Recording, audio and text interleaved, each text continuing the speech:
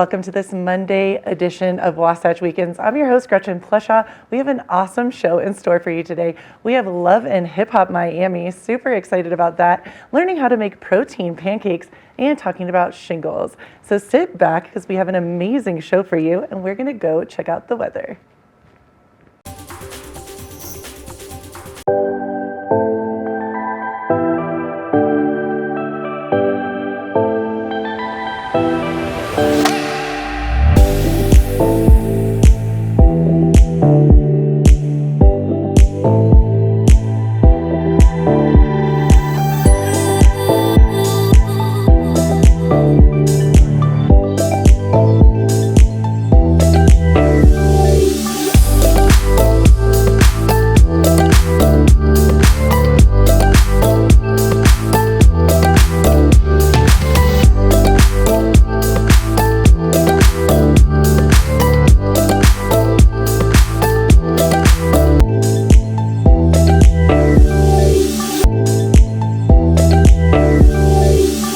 Welcome back to the show. Now, I've watched this show. I don't know about you, but I love it. Love and Hip Hop Miami. Kevin got a chance to sit down and talk to one of the stars. Let's take a look. We often have the pleasure of speaking with some celebrities out there. And today I have the opportunity to talk to Shay Johnson, actress, model, fitness guru, and star of MTV's Love and Hip Hop Miami. How are you this morning, Shay? Hi. I'm good. How are you doing? We're on VH1, actually. Oh, VH1, okay. Sorry about that. How are you today? It's okay. I'm good. Today was better than yesterday. You know, life is good.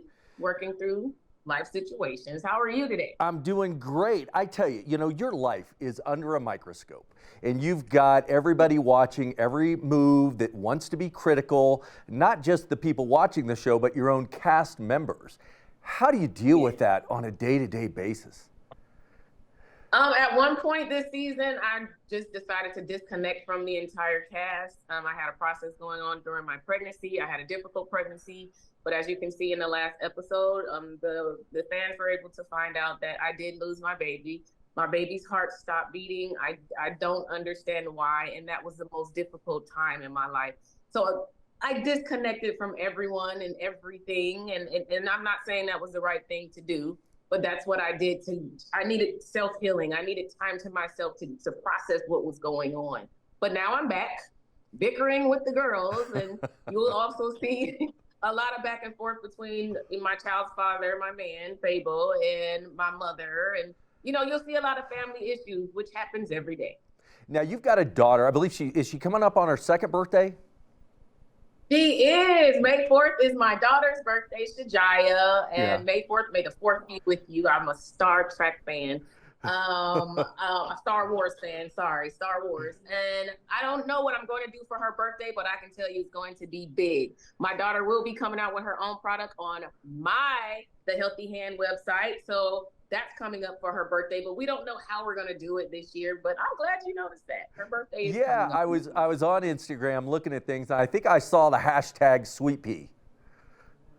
Yes, I call my baby Sweet Pea all the time. She has a couple nicknames: Jaja, Sweet Pea, Princess. Whichever one I feel like saying. But that's my sweetheart. That's my baby.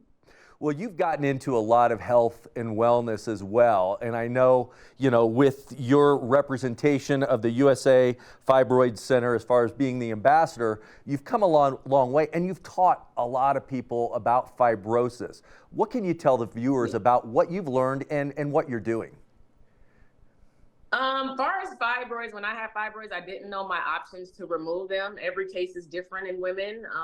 I would say 80 to 90% of all women will have some type of case of fibroids. Some just pass through and some more difficult, like my situation.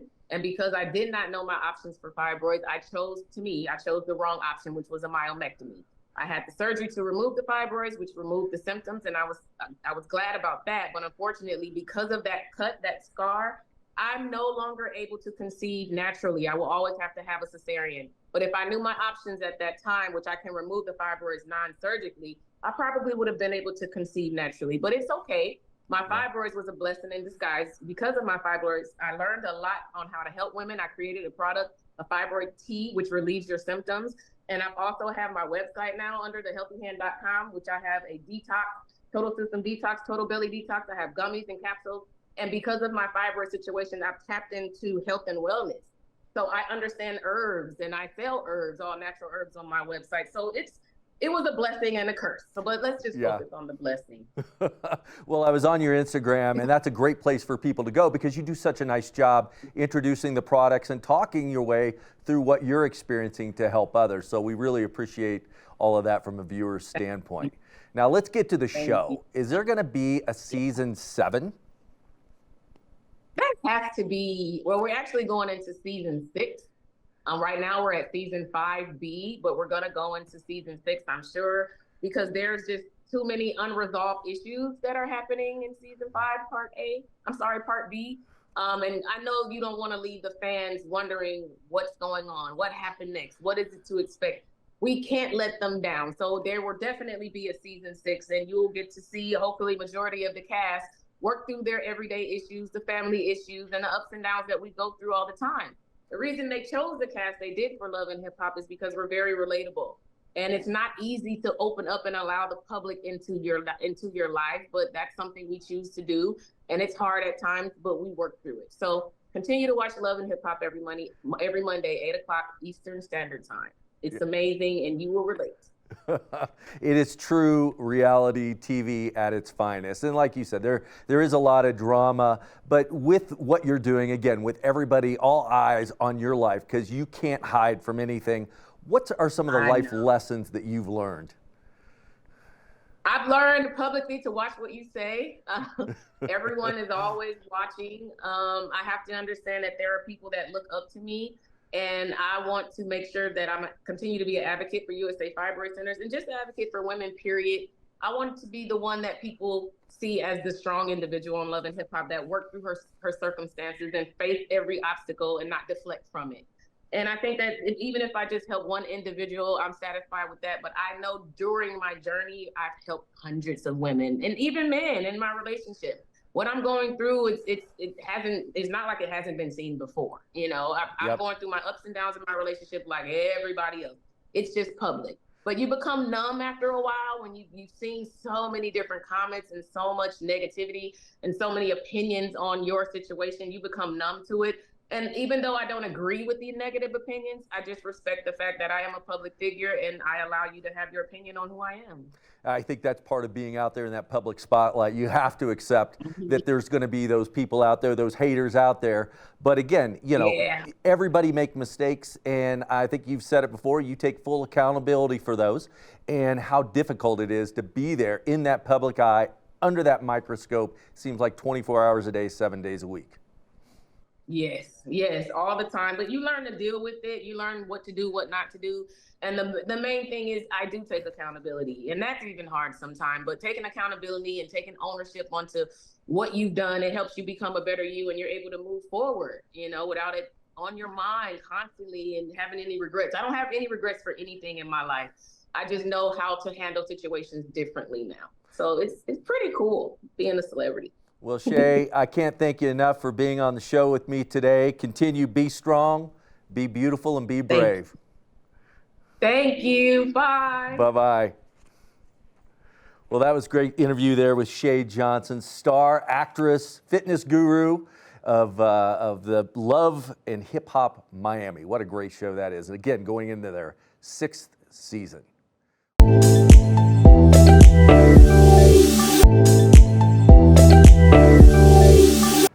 Welcome back to the show. Now, this is something that is very serious. Shingles can happen to anyone, and I've heard more and more about it in the news, so I got a chance to sit down and learn more about it. Let's take a look.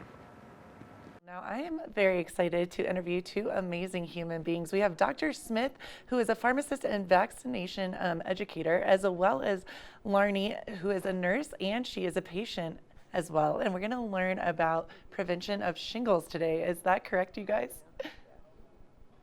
Thank you for having us. Yeah, so we're here to educate people on shingles and what it is and who's at risk. So really excited about that. So thanks. And it's so interesting because as I was learning more and more about shingles, my grandfather years ago actually got shingles. And I remember my mom and dad saying how much pain he was in. And I didn't know, I feel a little ignorant, but I didn't know it was still a thing happening to date. So I'm very interested to hear about this. Who does shingles hit? Who does it affect? I'm not really, yeah, I'm curious. I don't really know. No, thank you for that question. My grandfather also had Really? shingles, Okay. my mother and my grandmother. So a lot of people in my Yeah. family. So it's definitely around. Yes. But I want to take a step back for a minute and just talk about what it is, right? Yes. And then we can talk about who's No, at I risk love for that it. too. And Okay. that's very great because I was shingles, chickenpox. I think people get really confused. So I would love to know. Yeah. Yeah. And it's funny you bring up chickenpox because shingles is a condition that's caused by the same exact virus that causes chickenpox. So Okay. once you have chickenpox as a child, that virus doesn't go away. It Oh, goes dormant or it goes silent in your body for many, many years. And then as we get older and our immune system starts to just naturally decline, it can reactivate as we age as shingles. And maybe your grandfather experienced this, but shingles can present as like a painful rash, yes. and it's usually on one side of your face or one side of your body. Hmm. Is that what he had? Exactly. That's exactly what he had. Yes. Because I remember asking my mom, I didn't understand that either. I was like, why wouldn't it be widespread? Why is it just, is there a reason it's only on one side and not all over the body? Yeah, it is. There's a reason, a good scientific reason for that is that it usually impacts one nerve. And so wherever Oh, that nerve is, wherever that virus is impacting that particular nerve, that's where it's going to show up, right? So interesting. Okay. Larnie will talk about her experience having it on the face, but usually it's on one side of the face or body, and it starts Okay. as like a blister, and Ugh. then it can scab over. And then it takes several weeks. It can take several weeks for it to eventually go all away. Okay, and what are this? I'm so interested now. What are the first kind of what should we look for? What are the first things to notice? Because for me, as a person that's in her 40s, I wouldn't be like, oh, I have this blister. It might be shingle. I wouldn't think like that. Right. What are some like Right. early precautionary signs? Like what should we be looking for? That's a really good question. So, the most obvious is if you get blisters, right? If you Okay, get blisters right. or Yeah. bumps on one side, right? But some people do report that they felt sort of like a tingling pain, right, Okay. before the blister actually showed up. And so the pain that's associated with shingles, it can vary, but people describe it as like an aching or burning type of sensation. And Okay. that sensation for 1 out of 10 people, that burning type of pain, we call that post-herpetic neuralgia, that can go on for even years for some people after that Wow. rash. Okay. Yeah. Wow. That's intense. And did you say that, Larnie, you actually physically went through this? I did. Oh no. And Uh, yes, it happened. And, my family and I were on a flight to Hawaii. It was a oh, much needed vacation. yeah. And so it started off with a bump on the left side of my forehead. And during the duration of the flight, more growth happened. Huh. And it really surprised me. And so when the plane landed, my husband and I thought, well, let's go to urgent care. So we went to urgent care there, and the Wow. provider there, yeah, recommended that I go to the ER because the growth was actually happening near my eye, Oh my which is a gosh. concern. That's so wild. I am so sorry you went through that, but it's intense because I would have never thought, even you're flying on an airplane, like you said, to go to this awesome vacation and this just happens. That had to be so scary. And at any point, did you think to yourself, oh, this might be shingles? Or did you just have no idea what was going on? Because I would have no idea. I would just be nervous. Yes, and like you, I had no idea. I Right, didn't think it would happen to me because I do consider myself healthy, right. active, and it would never happen to me. Wow. And But it because happened. And now I'm sure you're probably very well versed now in everything shingles. Can you kind of tell how you were feeling or what the first symptom signs were when you were on the plane and then when you got to the ER? Yes, well, when I first saw the bump, I didn't think anything of it. I thought it was a Right. pimple, Okay. actually. And then during a flight, which was about 5 hours, more growth happened. And that's when I knew the growth also looked different than Okay. bites. Okay. So that actually did start to scare me. And then it was near my eye. My eye started getting swollen. Wow. And then there was discomfort with it. and it just felt like thorns on my forehead. Wow. It was like throbbing, and then it would go down like near my neck area, and it would just happen intermittent, but the discomfort was definitely there. Now, when you got to the emergency room, did they know right away with seeing you? Did they just know it was shingles? Well, in the hospital setting, they do the series of their own, work to Right, and do. So testing. it took a bit before it was, we had the discussion, and then I was notified of my condition. Okay. And so the next steps were taken. Okay, wow. And how long did it take for you to fully recover?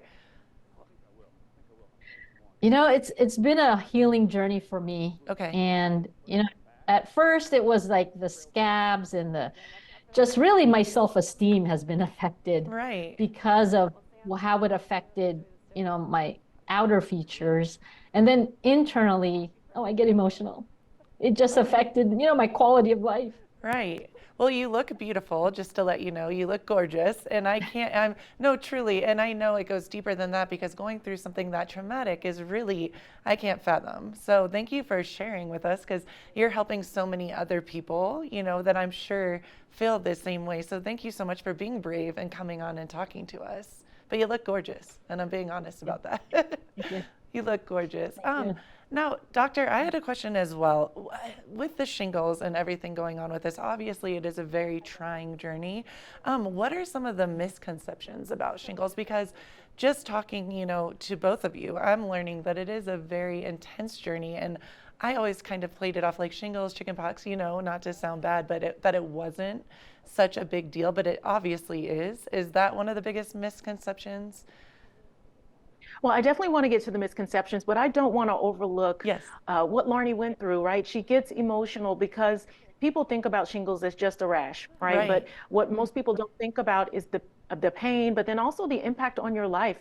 This can impact you for many, many weeks, and for some Right. people, years, and impacting your work life, your hobbies, your interactions with friends and family. So Emotions. there's Yeah. a piece yeah, Yeah. emotion, your self-esteem. So that's a piece that we don't want to overlook. Yes.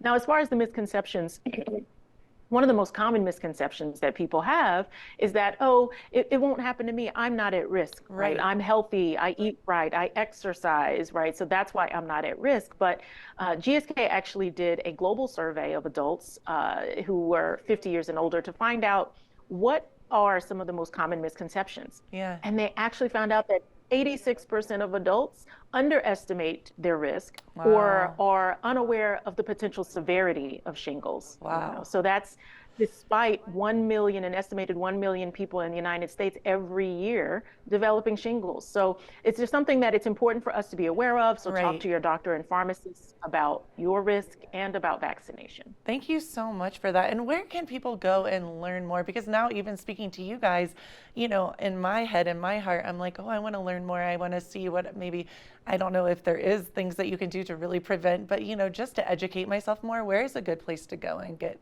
all of that information?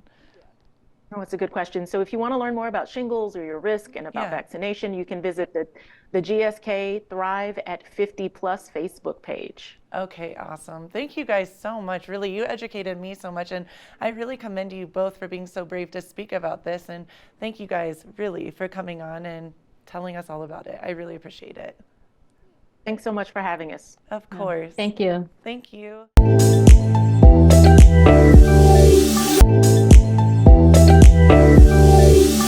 Welcome back to Wasatch Weekends. Now, I'm not the best cook. However, a lot of the other hosts are better cooks than I, and our very own Kim made protein pancakes. Let's check it out.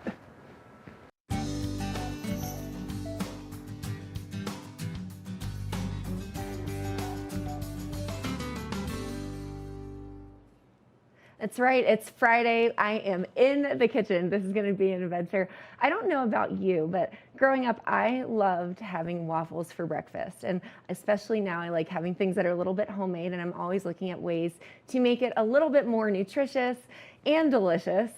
Not to have some fun with those words there, but I'm going to show us how to make protein waffles. One of my favorite things that inspired this is this little waffle maker. It basically makes a waffle the size of an Eggo, which you probably had when you were a kid if you are my age. or still now.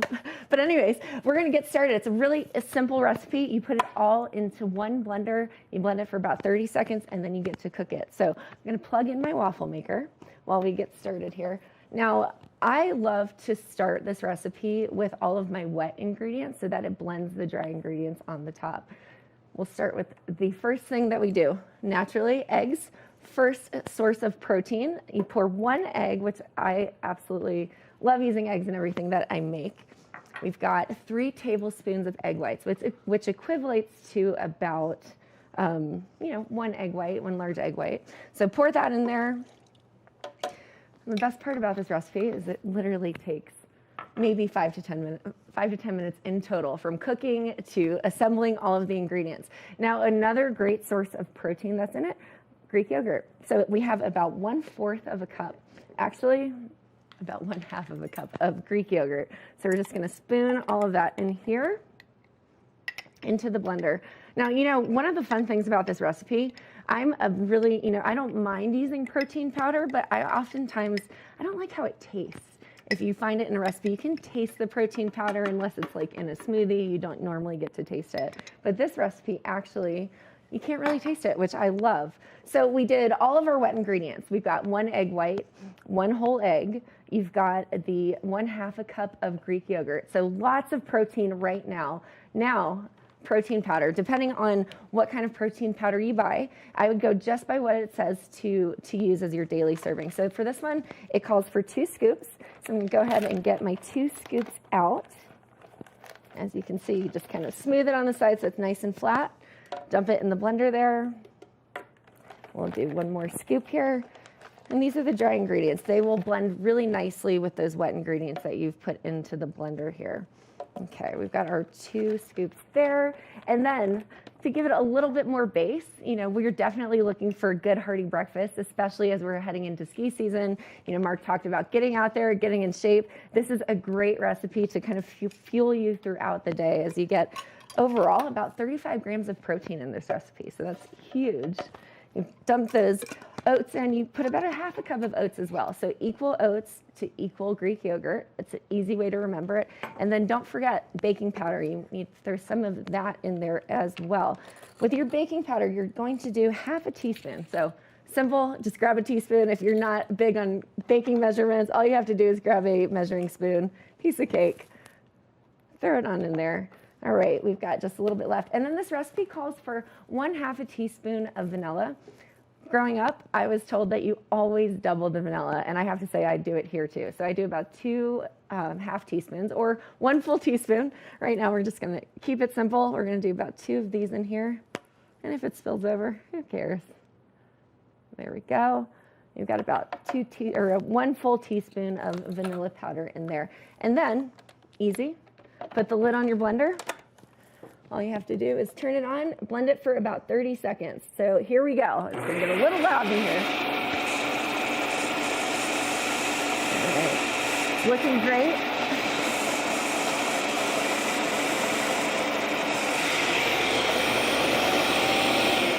I like to stop it, kind of check the consistency.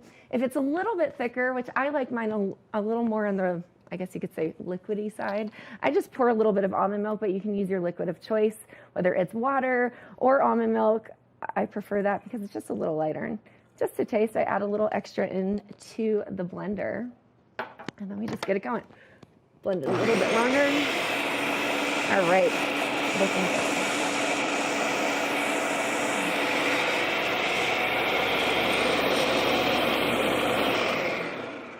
Okay, take the top off. There's a little bit excess left over there, but if you can see it, just looking great. Now, one important thing when you're using your waffle maker, don't forget to spray it with some cooking spray. Anything matte is fine. Right now I've got a little bit of olive oil spray, so you don't even taste it. It just keeps it from sticking. This recipe makes about 5 mini waffles. So in total, you're getting about 35 grams. You could just pour it here. You want to make sure that you're just covering just the top of the bottom because it does rise while it's cooking. So we want to make sure that we're not, not overfilling it, but just spread it out, get it nice and flat, let it cook there.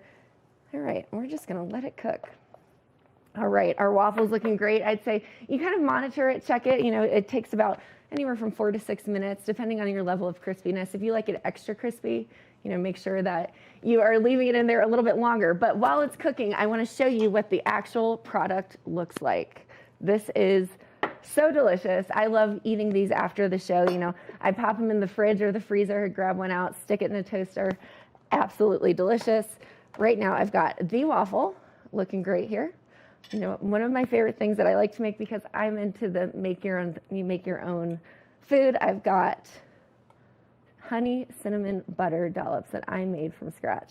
Super simple. Maybe next time I'll show you how to do it. All you do is you melt your butter to about room temperature, add your cinnamon and your honey to taste. I just threw it here on the waffle. Drizzle a little organic maple syrup, because yes, I like real maple syrup. I grew up on the East Coast. Anything else, it doesn't count if it's not real maple syrup, especially from Vermont.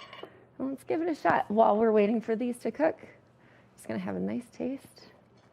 Cut right into it. Gonna spread that butter around. Absolutely delicious. Not a huge ton of butter fan, but here we go. Just gonna taste it.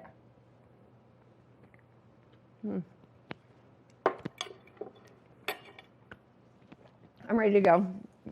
Breakfast delicious. Looking great.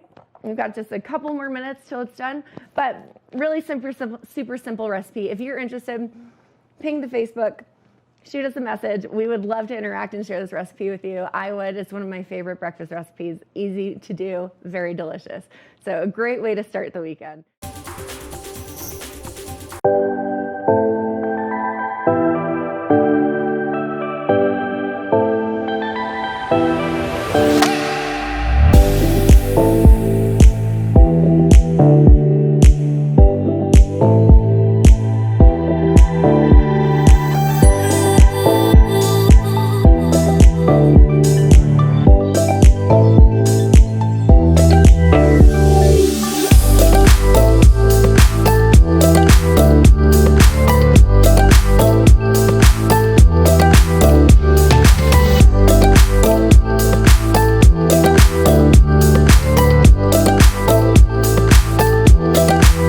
Thank you for joining us for Wasatch Weekends. I had a blast. Hopefully you did too. I loved the Love and Hip Hop Miami, learning how to make protein pancakes, really cool, and educating ourselves on shingles. It's very important. Have a great day, and we'll see you later for more Wasatch Weekends.